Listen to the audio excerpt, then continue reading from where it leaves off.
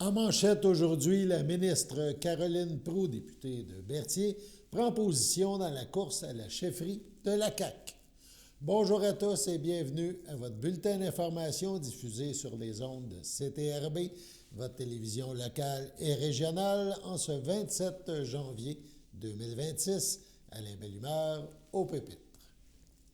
Dans le contexte du lancement de la course à la chefferie qui mènera à la désignation de la prochaine ou du prochain premier ministre du Québec et chef de la coalition Avenir Québec, Caroline Proulx mentionne « J'ai tenu à informer la candidate et le candidat qui se lancent dans la course que je demeurerai neutre tout au long du processus. » Madame Proulx poursuit « À titre de membre de la CAQ, je participerai à cette course en prenant le temps d'écouter attentivement les propositions de chacune et chacun, notamment lors des débats.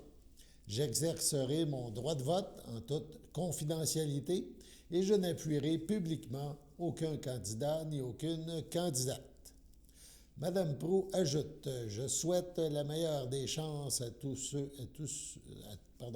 celles et ceux qui font le choix de s'engager dans cette course importante pour l'avenir de notre parti. J'offrirai ma pleine collaboration à la prochaine personne élue à la chefferie, mentionne-t-elle, et je continuerai de servir le Québec avec la même rigueur et la même authenticité dans le rôle qui me sera confié. » Caroline Proulx ajoute « Je suis convaincu qu'au terme de cet exercice démocratique, nos troupes ressortiront encore plus unies et solidaires en vue du prochain rendez-vous électoral. » La députée de Berthier et ministre mentionne de plus « Je tiens également à souligner l'importance de la démarche actuelle pour notre parti. Dans le contexte politique du Québec, au Québec, la pertinence d'une troisième voie forte, rassembleuse et responsable demeure plus essentielle que jamais, mentionne-t-elle. Dans un autre ordre d'idées, le Comité régional pour la valorisation de l'éducation, on parle ici du CREVAL, dévoile la nouvelle composition de son conseil d'administration pour l'année en cours.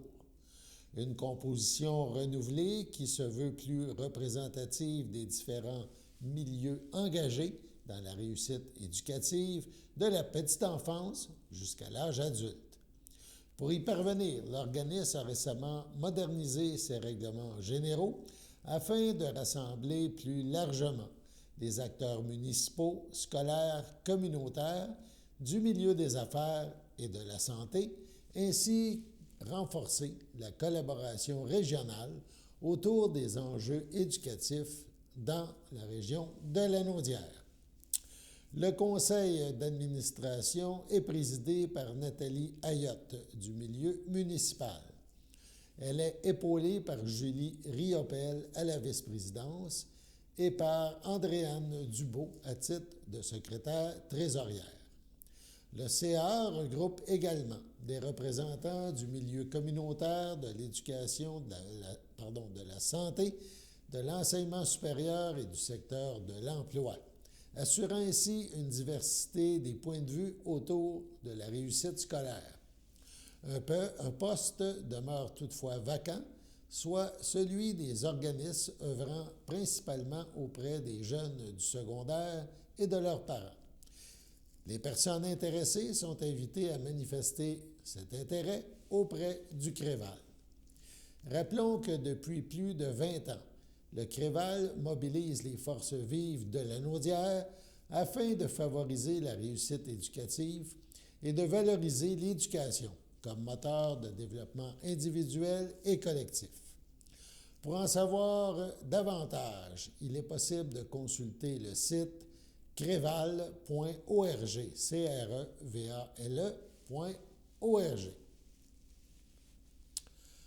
On passe maintenant au cinéma. En effet, le Ciné Blabla du Crapaud, c'est à Saint-Félix-de-Valois, le Crapaud, reprend ce mercredi 28 janvier, 19h15, avec une soirée toute spéciale. En effet, vous pourrez voir la projection du film concert-événement Les Cowboys fringants Québec 1401 2023. Donc, les Cowboys fringants Québec 1401 2023. Plus qu'un film, c'est une immersion dans l'énergie et l'émotion d'un spectacle marquant, capté au Centre Vidéotron lors de la tournée Les Antipodes. Ce concert filmé permet de vivre ou de revivre la force rassembleuse d'un groupe qui a profondément marqué la culture québécoise, et ce, comme si vous étiez au cœur de la scène avec eux.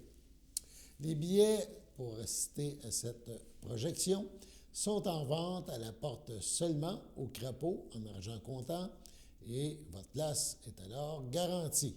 Il y aura un service de bar offert pendant la projection.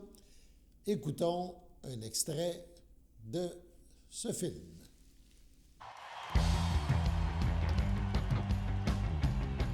Ça va bien, Québec?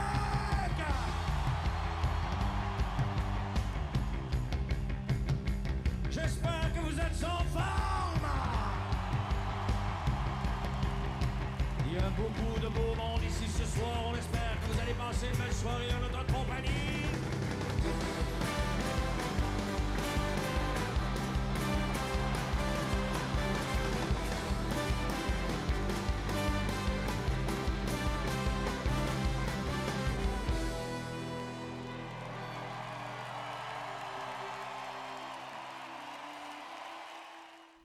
Un rendez-vous demain à Saint-Félix-de-Valois. Sur ce, allons à la pause.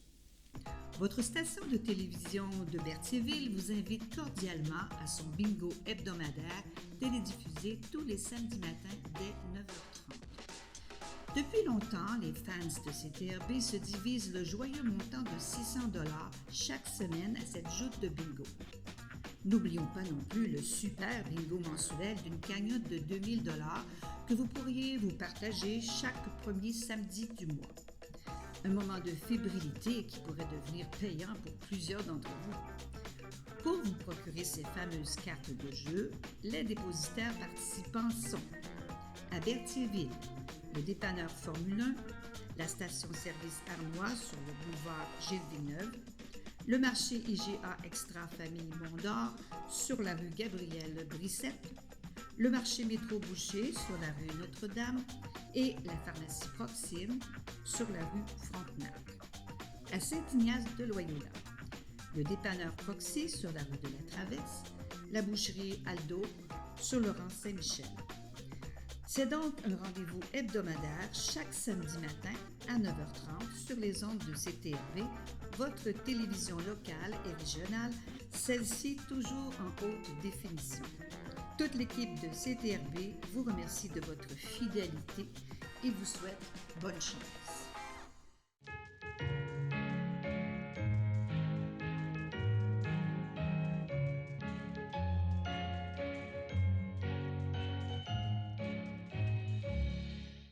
En ce 27 janvier, un anniversaire à souligner, la FADOC de l'île du Pas désire souhaiter bonne fête à José Maria Carballo.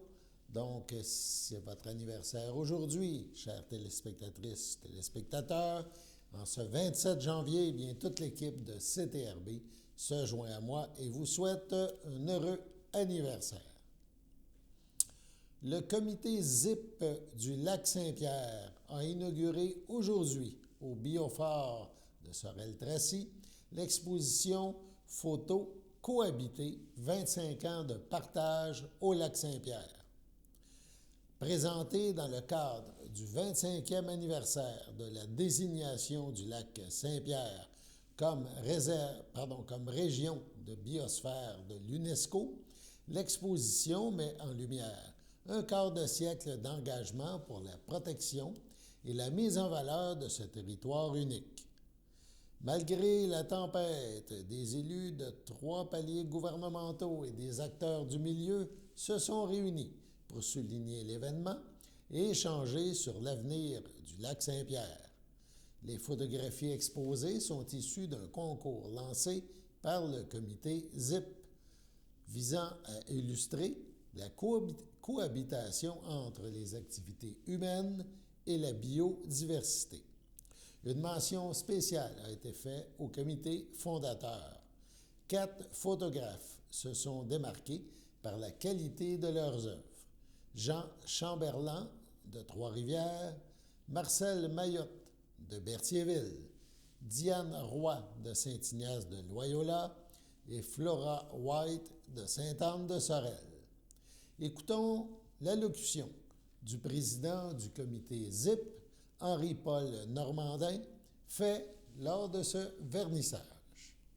Alors, dans un premier temps, merci, Monsieur le ministre. Merci pour votre présence, votre participation ici aujourd'hui. Et aussi, justement, pour les annonces que vous avez faites récemment, eu égard à des pratiques agricoles en milieu humide. Je pense que c'est le genre d'initiative très, très concrète qui va avoir un impact significatif sur la santé, la santé du Lac-Saint-Pierre. Merci à tout le monde d'être ici aujourd'hui en si grand nombre pour souligner le 25e anniversaire de la région de Biosphère. Monsieur le ministre y a fait allusion, vous savez, au début, c'est un groupe de pionniers, de pionnières qui a eu cette idée de mieux protéger, de mieux mettre en valeur le lac Saint-Pierre. Et puis, ils et elles ont eu une ambition, quand même, d'aller chercher une reconnaissance internationale pour notre région, ce qui est quand même pas rien. Et cette reconnaissance-là, au niveau international, on l'a eu en l'an 2000. On a été reconnu par l'UNESCO comme une région mondiale de biosphère. Et alors, salutations à tous les pionniers, pionnières. Et d'ailleurs, en quelques instants, on va entendre l'une d'entre elles, qui est à l'autre début, Mme Hélène Gigard. Du côté du comité ZIP du Lac-Saint-Pierre, on a repris le dossier en l'an 2020. Et pour vous dire en quelques mots quelle est la raison d'être de la biosphère, c'est essentiellement de contribuer à la santé des écosystèmes, de la biodiversité, à les mettre en valeur.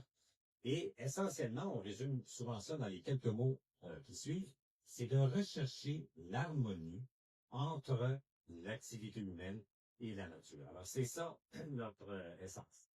Et vous savez, on couvre un très grand territoire. On se nomme Biosphère du Lac-Saint-Pierre, mais le territoire, il couvre aussi toutes les MRC entourant le Lac-Saint-Pierre, donc Dautré, Masquinongé, Pierre-de-Sorel, Nicolet-Yamaska et la ville de Trois-Rivières.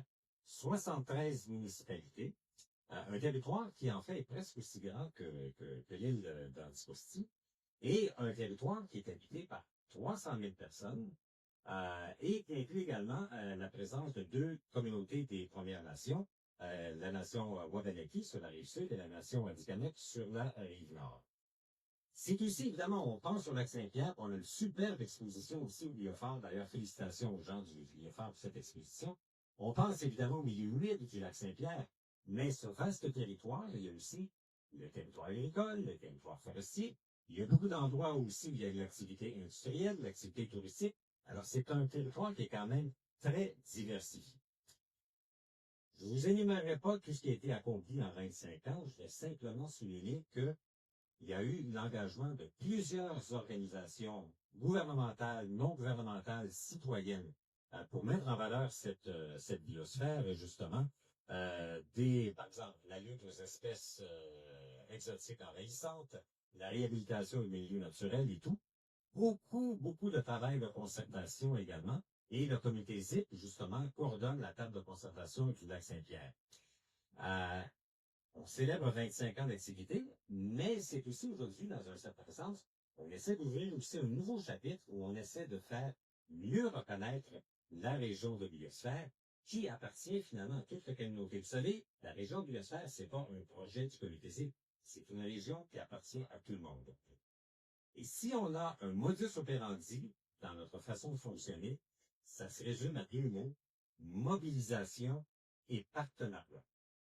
Parce que pour réussir, vous savez, la biosphère, la reconnaissance internationale, c'est une fierté, bien sûr, pour tout le monde, mais c'est aussi une responsabilité et ça prend l'engagement de tout le monde. Alors, c'est pour ça qu'on travaille avec tous les milieux.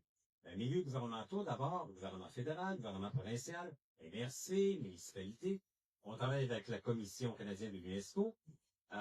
Également, de plus en plus, on travaille étroitement avec les communautés Wabanaki et Atikamekw.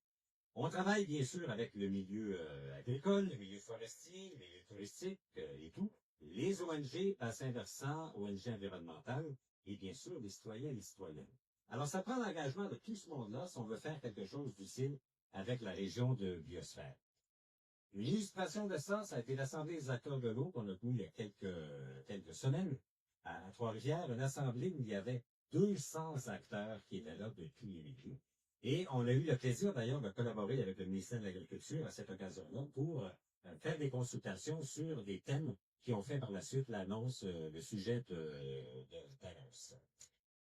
Dernier point peut-être à soulever, vous savez, on travaille au niveau local, au niveau régional, mais on fait partie d'un mouvement mondial.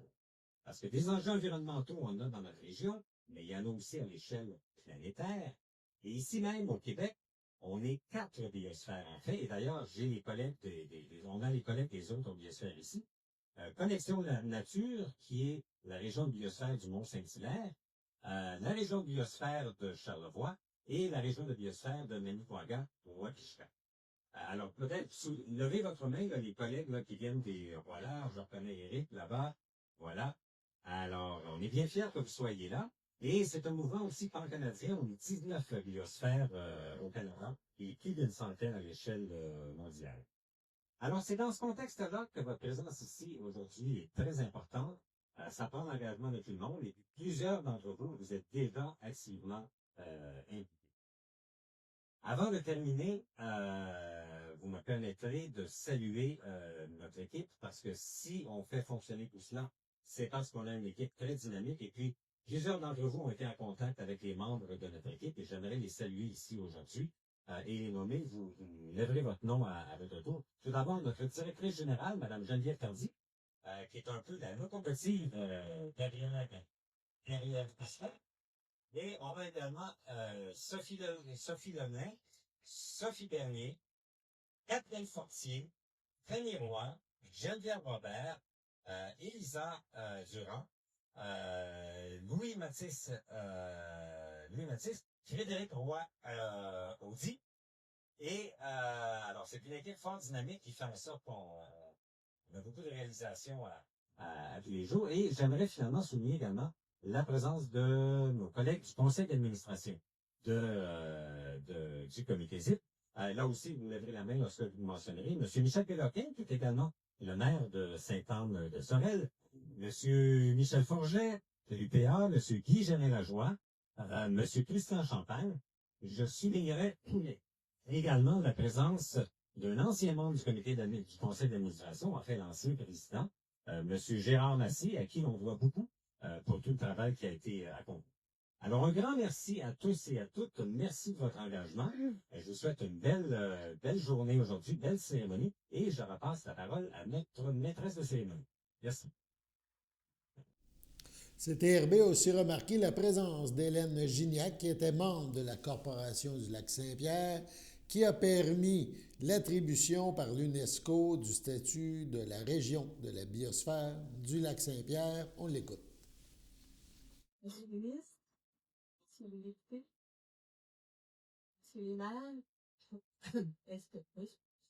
chers amis, quel plaisir d'être ici avec vous aujourd'hui pour célébrer ce 25e anniversaire de reconnaissance du Lac-Saint-Pierre comme réserve mondiale de la biosphère de l'UNESCO. Rappelons-nous, il y a 25 ans, plus de 25 ans en fait, cette idée a germé dans la tête de mon ami Normand Garriépi au début des années 90, donc il y a plus de 35 ans, alors président de la Société d'initiative et de conservation du Bas-Richelieu. Louis Gagné, qui est là, à côté, Louis et moi avons rapidement adhéré à cette quête. On nous a traités de rêveurs, mais ce rêve, nous l'avons porté jusqu'au bout. On peut dire que l'idée de faire du Lac-Saint-Pierre une réserve mondiale de biosphère n'a pas soulevé beaucoup de passion au début. Pourtant, le Lac-Saint-Pierre était déjà à cette époque l'objet de nombreux travaux et de recherches universitaires. Plus de 15 millions y avaient été investis en faveur de la conservation via l'acquisition et l'aménagement de terrains privés par les différents gouvernements et les organismes de conservation. L'environnement du lac Saint-Pierre, avec ses industries lourdes, sa voie navigable et la présence de la défense nationale, ne cadrait pas avec le modèle des réserves de biosphère de l'époque. C'était faire fi de son environnement naturel exceptionnel, avec sa plaine inondable, une faune et une flore très riches, la présence d'une héronière et l'importance de ce territoire de chasse et de pêche pour ses habitants. Pour obtenir le statut de réserve de biosphère, la région devait répondre à 3 critères principaux, ce à quoi le lac Saint-Pierre cochait en tout point. Un noyau dur de conservation avec le refuge faunique de la Grande Ville, sous la protection de la loi de la conservation et la mise en valeur de la faune du Québec, et le refuge d'oiseaux migrateurs de la Défense nationale, sous la protection de la loi sur les oiseaux migrateurs. Deuxièmement, une zone tampon composée d'habitats insulaires et côtiers, déjà désignée comme zone humide d'importance par la Convention de Ramsar. Et finalement, une aire de transition, les rives, affectée par plusieurs réglementations, soit les règlements d'urbanisme et les schémas des MRC, dont une grande partie de terres agricoles sous la protection sous la loi de la protection du territoire agricole. Aujourd'hui, on l'a souligné, cette aire regroupe l'ensemble des territoires des MRC et municipalités. Plutôt que de déposer de nouvelles études, nous avons choisi d'en faire un projet collectif et de faire adhérer l'ensemble des intervenants à cette reconnaissance. Dès le début de la démarche, nous avons reçu l'appui de l'Office de tourisme Les Vallées de l'Archipel du Lac-Saint-Pierre, du député fédéral Louis Plamondon, merci Louis, des ministres Sylvain Smail, Guy Chevret et Richard Legendre et des entreprises Rio Tinto, Fer et Titane et Jane Richardson. Ce fut une quête d'une dizaine d'années qui nous a permis d'associer au fil des ans, tant les municipalités, les MRC et les gouvernements, que les organismes de conservation et de développement, les CLD, les SADC et les conseils de bande, à un vaste plan de conservation du milieu naturel. En attribuant le titre de lac Saint-Pierre, au lac Saint-Pierre en 2000, l'UNESCO reconnaissait également un nouveau modèle de réserve de biosphère. Un modèle où la cohabitation des usages se vit au quotidien. Car les réserves de biosphère sont désormais des lieux d'apprentissage et de développement durable. De véritables laboratoires où l'on apprend chaque jour à vivre ensemble en harmonie avec notre environnement. En terminant, j'aimerais souligner la collaboration des membres du conseil d'administration de la coopérative de solidarité, la réserve de biosphère du lac Saint-Pierre, qui m'ont accompagné comme présidente dans le transfert des actifs de la coopérative et la gestion du titre au comité ZIC en 2022. Permettez-moi de les nommer.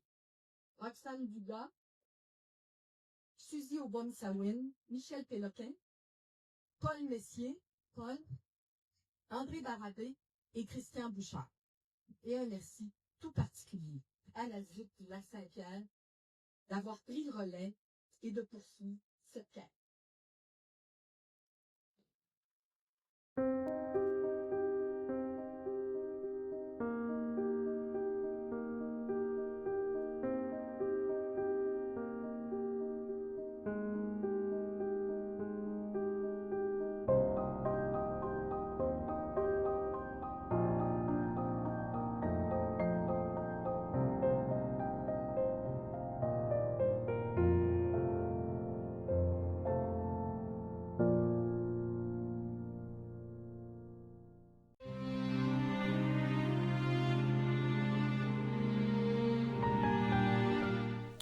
Au CHDL de Saint-Charles-Borromée, le 1er décembre dernier, à 73 ans, est décédée Mme Jocelyne Bérard, épouse de feu Yvon Plante, demeurant Saint-Charles-Borromée, native de Saint-Barthélemy. Elle laisse dans le deuil ses fils, Jonathan Plante, Véronique Allard, Frédéric Plante. Ses petits-enfants, Alexandre, Marie-Maxime, Nathan, Mélisande, Jacob et Étienne. Ses frères, sa sœur, ses beaux-frères et belles-sœurs. Yvon Bérard, Denise Gauthier, Normand Bérard, Micheline Bérard, Feu Rénal Bérard, Christiane Rousseau, Claude Bérard, Jocelyne Ladouceur, Feu Pierrette Bérard, Feu Germain Rinfray, Pierrette Plante, Rodrigue Roy, André Plante, Feu André Roy, ainsi que plusieurs neveux, nièces, autres parents et amis. La famille vous accueillera samedi, 31 janvier, dès 13h, au complexe funéraire F-Thériault, rue Notre-Dame à Berthierville, suivra une liturgie à la chapelle du complexe à 15h30. Madame Bérard sera inhumée au cimetière de Saint-Barthélemy à une date ultérieure. Au centre hospitalier Pierre Le Gardeur, le 10 janvier dernier, à 98 ans, est décédée Mme Françoise Valois-Sylvestre, épouse de Feu Réaume Sylvestre. Elle laisse dans le deuil ses enfants, Mario, Paul, France, Ninon, Alain, Esther, ses petits-enfants, Patrick, Audrey, Jean-François, Martine, Francis, Olivier, Andréane, ses arrière-petits-enfants, Lucas, Abigail, Théo et Arthur, ses sœurs Gertrude, Suzanne et Rachel, ainsi que plusieurs autres parents et amis. La famille vous accueillera au complexe funéraire F-Thériault, 741 Notre-Dame à Berthierville, le 31 janvier dès 9h. Les funérailles seront célébrées en l'église de Saint-Cuthbert à 13h. L'inhumation de Mme Valois suivra au cimetière de Saint-Viateur. Sur ce, on passe à la météo.